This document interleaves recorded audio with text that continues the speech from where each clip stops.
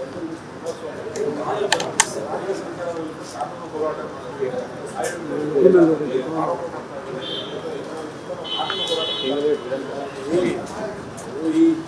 ಕಾನೂನು ಹೋರಾಟ ಮಾಡೋದಕ್ಕೆ ಯಾರದು ತಡೆ ಇಲ್ಲ. ಏನು ಅಲಿಗೇಷನ್ಸ್ ಬರುತ್ತೆ ಆ ಅಲಿಗೇಷನ್ಸ್ ಅನ್ನ ಗೌರ್ಮೆಂಟಲ್ ಏಜೆನ್ಸೀಸು ಇನ್ವೆಸ್ಟಿಗೇಷನ್ ಮಾಡಿ ಅದನ್ನ ಈ ರೀತಿ ಇದೆ ಅಂತ ಹೇಳಿ ಹೇಳ್ಬೋದು. ಏನು ಡಾಕ್ಯುಮೆಂಟೇಶನ್ ಸಿಗುತ್ತೆ ಆ ಡಾಕ್ಯುಮೆಂಟ್ಸಿನ ಆಧಾರದ ಮೇಲೆ ಸರ್ಕಾರ ಬರ್ಬೋದು.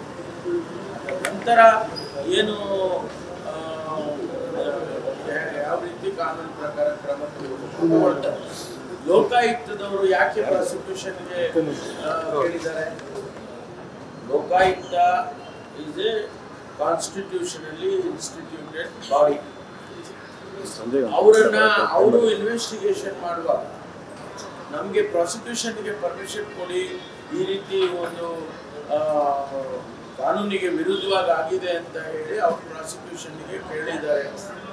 ಕುಮಾರಸ್ವಾಮಿ ಅವರ ಬಗ್ಗೆ ಕೇಳಿದ್ದಾರೆ ಮತ್ತು 4-5 ಜನರ ಬಗ್ಗೆ ಕೇಳಿದ್ದಾರೆ.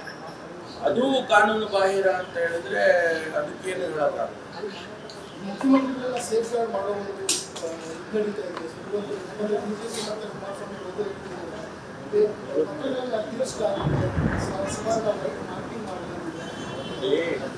ಯಾವುದಕ್ಕೆ ಮುಖ್ಯಮಂತ್ರಿಗಳನ್ನು ಸೇಫ್ ಗಾರ್ಡ್ ಮಾಡಬೇಕು? Is E not safe?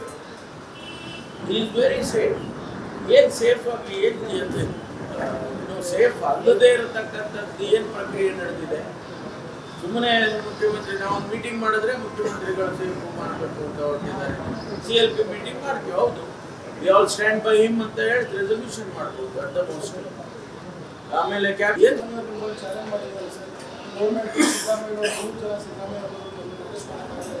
ಸುಮ್ಮನೆ ಆ ರೀತಿ ಎಲ್ಲ ನಾನು ಮಾತಾಡೋದು.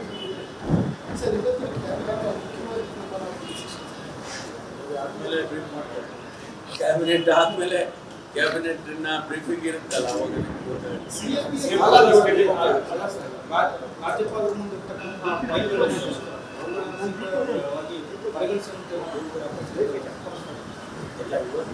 ಏನು ತೀರ್ಮಾನ ಆಗುತ್ತೆ.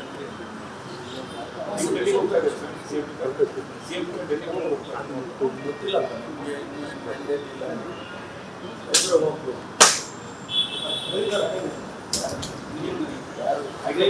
ಹೈಕಮಾಂಡ್ ನನ್ ಕರೆದಿಲ್ಲ, CM ಕರೆದ್ರೆ. ನ್ಯೂಸ್ ಫಸ್ಟ್ ನಿರ್ಭೀತಿಯಿಂದ ನಿಮ್ಮ ಪರವಾಗಿ.